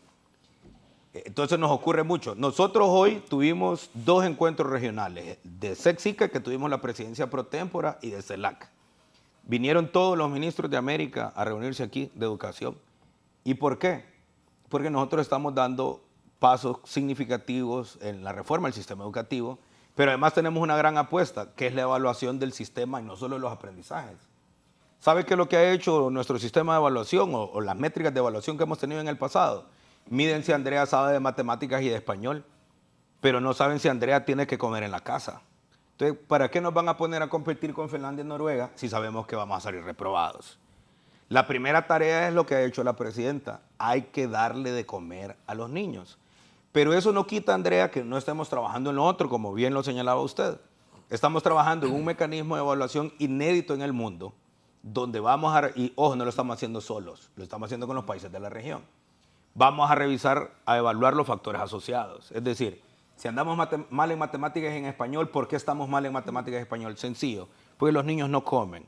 Entonces, una de las evaluaciones que le vamos a hacer a los gobiernos es el índice de nutrición infantil, el índice del estado de la infraestructura escolar, el índice de la cantidad de libros de texto que tienen las escuelas, como bien lo decía el profesor Yuri, el índice de capacitación de nuestros docentes.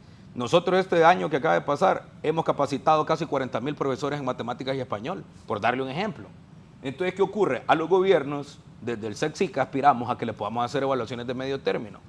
Si Andrea es presidente de la República y se comprometió a bajarle 4 puntos a la desnutrición infantil, cuando usted lleve 2 años de gobierno le hacemos la primera evaluación y le decimos, presidenta Andrea, felicidades, de los 4 puntos que se comprometió a bajar, ya ha bajado 3.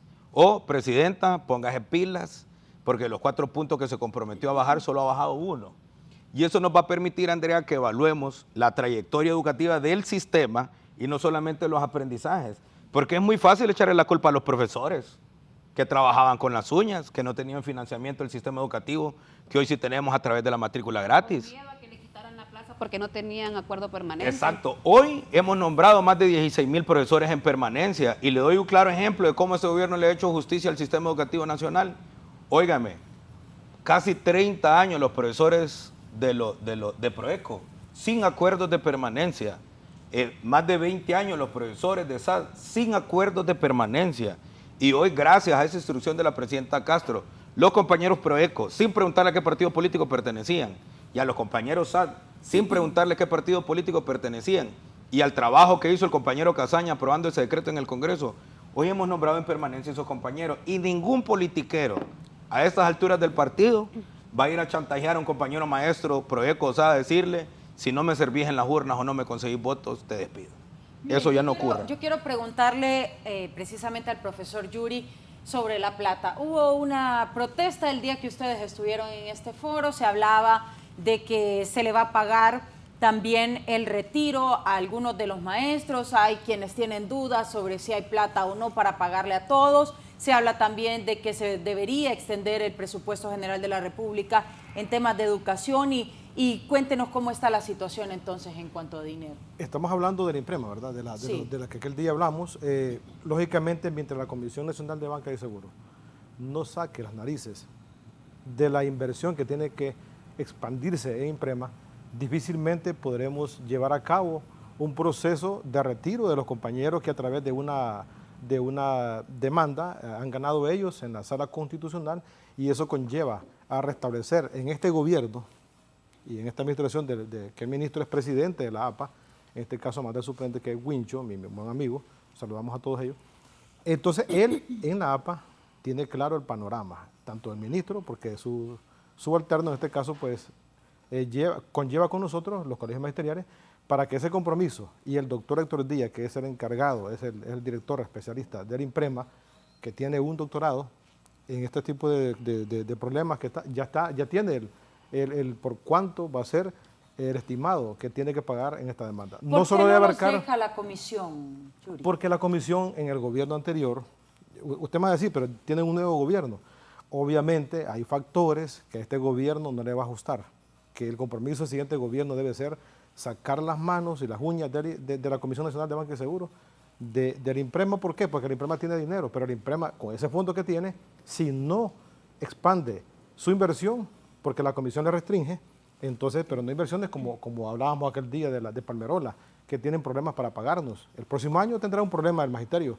Más de 250 millones de lempiras no podrá pagar Palmerola a través de su consorcio ENCO al IMPREMA. Pero el IMPREMA tendrá que hacer uso de las instalaciones de ese aeropuerto. Por lo tanto, para nosotros es muy preocupante. La sala hizo muy bien una cosa patriótica, heroica, darle los beneficios que habíamos perdido en el gobierno anterior de Juan Orlando Hernández y Pepe Lobo. Eso hay que decirlo con nombre y no se molesten los compañeros que pertenecen a otro partido político, porque las cosas que decida en español, clarito. El gobierno anterior nos robó todo y hoy la sala constitucional nos ha devuelto esa confianza del Estado de Derecho para poder hacerse jurisprudencia con 3 ya resoluciones favorables al magisterio, que teníamos que jubilarnos con la ley de 1980. En buena hora le apostamos a eso, y la plata en el IMPREMA hay que invertirla en los bancos. Ahora, si la comisión decidiera darles permiso de invertir, ¿cómo podrían controlar ustedes que no se prestara para corrupción? Yo le puedo decir algo, mire, el IMPREMA ganó con muchos proyectos de vivienda, inversión en vivienda es la cosa fantástica, porque es por planilla la deducción. Aquí está el ministro. A la primera institución que se le deduce o que se le hace efectivo los fondos es al IMPREMA. ¿Por qué? Porque es nuestro instituto, fue creado para ese fin, para jubilarnos y pensionarnos, pero nos cambiaron las reglas en el camino, nos dieron pensión y nos quitaron la jubilación. Ahora queremos que a través de la reforma que está en el Congreso, señores diputados, por culpa de ustedes, no tendremos incremento salarial. Diputados del Partido Nacional, por favor, estén atentos, van a ocupar los votos del magisterio. El magisterio quiere ganar bien, quiere revisar salarios para mejores textos escolares. También la bancada del Partido Liberal, ya es suficiente, ya jugaron demasiado con el pueblo hondureño y con los maestros, que somos quienes servimos en las urnas, van a ocupar de nosotros. Y hoy es el momento de la reivindicación. Aprueben ese presupuesto por el bien de Honduras, por la salud, por mejores obras, por mejor infraestructura en las calles, etcétera, etcétera. Pero señores del gobierno también, aprieten a los ministros. Aquí está el ministro de Educación. Póngale más las pilas para que nos dé los textos escolares, pizarras electrónicas para que a través de lógica matemática sea a través de estos aparatos electrónicos que conlleva a la mejoría en estos tiempos modernos y también para lectoescritura e interpretación de textos. Eso debe ser la misión del ministro para el año 2025. El PRIGMA le apuesta, entonces, que hemos firmado un convenio con el señor ministro de Educación para formar nuestros compañeros maestros del PRIGMA, como también lo ha hecho el pedagogo y los demás colegios magisteriales. En este sentido, el PRIGMA ya tiene la inversión ya realizada para capacitar a nuestros compañeros en esas áreas que tenemos falencia. Profesor Erazo, ¿qué piensa? Bueno, sin duda, más de estos 12 años se va a generar algún tipo de avalancha con compañeros y compañeras que tienen esperanzas en este momento para tener una jubilación digna. Sin embargo, como muy bien lo mencionaba Yuri, el comisionado presidente Héctor Díaz es una persona que tiene la capacidad de prepararse precisamente para poder dar respuestas a todas las personas que van a solicitar su jubilación. Yo espero que el INPREMA haga dos cosas. Primero, que genere mayor inversiones, y es por eso que necesitamos que estos sistemas de previsión respondan a las necesidades precisamente de sus aportantes. Ahí la Asamblea de Aportantes tiene un rol importante y está presidida precisamente en este caso por la Secretaría de Educación y por los gremios. Yo creo que ahí podemos tomar las mejores soluciones y luego construir un plan en el cual los compañeros y compañeras vayan con su proceso de jubilación. Esto también le da apertura a los profesores que en este momento ya cumplen los requisitos, ya sea exonerados o los que van a concursar, y esto de alguna manera también oxigena el proceso educativo. Sin duda vamos a tener algunos retos, pero en el diálogo, en la concertación y en la toma de decisiones conjuntas, yo creo que vamos a encontrar las mejores soluciones a esta situación. Profesor Esponda, hablando de eso de los textos escolares, ¿para cuándo se podrían tener? Yo recuerdo en la escuela cuando nos llegaban los libros, los niños nos alegraban. Claro, y los profesores también nos alegraban, sí. Bueno, los libros de texto de manera digital ya están hechos, es decir, están diagramados y todo. Lo que estamos a la espera, como bien dice el profesor Yuri, es que se ha aprobado el presupuesto para que se puedan mandar a imprimir. Que eso... ¿Cuánto se necesita? Bueno, nosotros hemos entregado alrededor de unos 10,000 libros en diferentes niveles, pero eso no es suficiente, hace falta muchísimo más. Nuestra aspiración es por lo menos a que podamos entregarle un paquete de los 4 materias básicas a nuestros estudiantes. ¿Cuánto cuestan en general los libros? Sería alrededor de un poco más de 500 millones de lempiras. Porque recuerde también a cuáles niveles o a qué niveles le vamos a entregar. Para nosotros la apuesta más importante son los primeros 9 grados, sí, ¿verdad? Recuerde que los bachilleratos hay modificaciones, ya son estudiantes más grandes y es nuestra matrícula más chiquitita, pero tenemos un repositorio de contenido digital que nos está facilitando. Yo esperaría que el presupuesto se apruebe y que podamos entregarle por lo menos de las 4 básicas. Ahora, tampoco nos hemos dormido en los laureles. Y el libro de texto tampoco es la herramienta fundamental del proceso pedagógico. Claro. Creo que el porcentaje de escuelas rurales sigue siendo en su mayoría. Claro. Y qué bonito es estudiar matemáticas, estudiar ciencias naturales con una hoja en un libro o una hoja en vivo, ¿no? Entonces hay cuestiones pedagógicas que también hay que deconstruir para... Claro. Por ejemplo, los nuevos libros de texto que nosotros estamos planteando son libros de texto, es decir, esos libros no se van a rayar. Y a la par van a tener un cuadernillo de trabajo que ese sí se raya, se rompe. Porque el problema, Andrés, es que los libros de texto en este país y en muchos otros, pero muy en nuestro país, han servido para chantajear ministros y han servido para hacer negocios. Si todos los años imprimimos libros es una cantidad insostenible. Entonces, ¿qué es lo que nosotros estamos trabajando con el tema de los libros? Vamos a imprimir estos libros de buena calidad que se puedan reutilizar y lo único que vamos a tener que estar reimprimiendo son unos cuadernillos de trabajo que van a ser muchísimo más económicos que los libros de texto. Entonces, esta es una inversión importante que va a hacer el gobierno, que va a permitir que los libros se puedan utilizar durante un ciclo educativo. Y las imprentas que estamos construyendo van a quedar reimprimiendo los libros que por uso, lógicamente, pero también, ministro, dañen. es importante aquí pedirle al gobierno de la República, a la presidenta Xiomara, que dé un poquito pues, de esos fondos o de esas secretarías que no logran invertir en el año sus presupuestos, que le recorte un poco y le mande los 500 millones que usted necesita para que se inviertan verdaderamente para tal fin, claro, que son los textos escolares, y a la par llevar la tablet.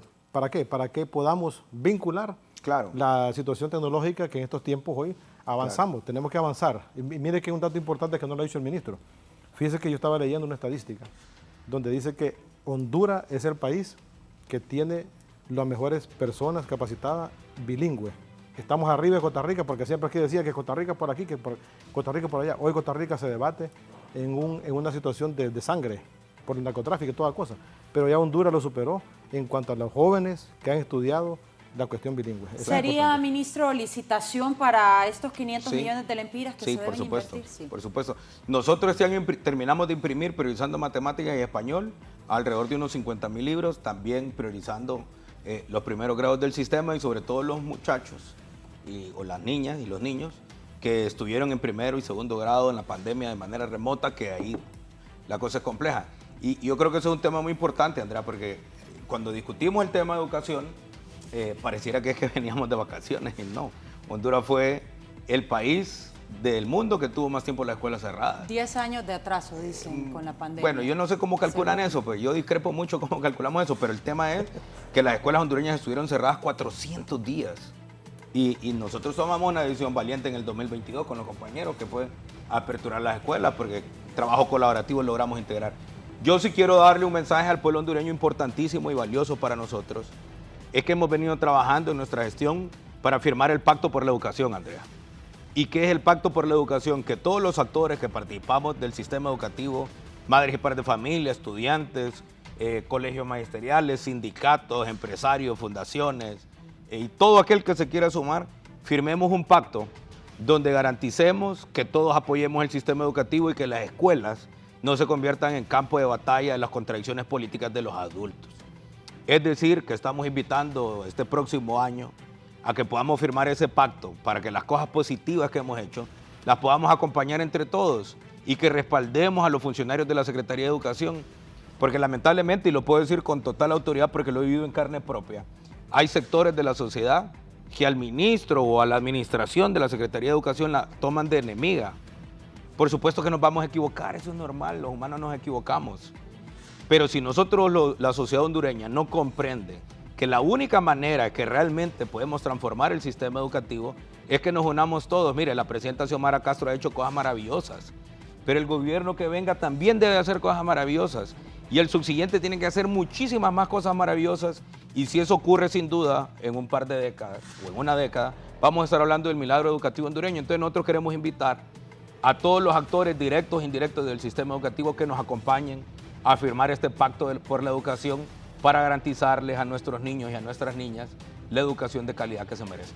Bien, nos despedimos del foro La Entrevista. Los países que invierten en educación ven un progreso, pero invertir en educación sin corrupción para que ajusten los fondos y que al final pues se logre avanzar como sociedad. Nos despedimos, le pedimos que nos acompañe nuevamente en nuestros espacios informativos y que se quede con la programación de Canal 11. Feliz día.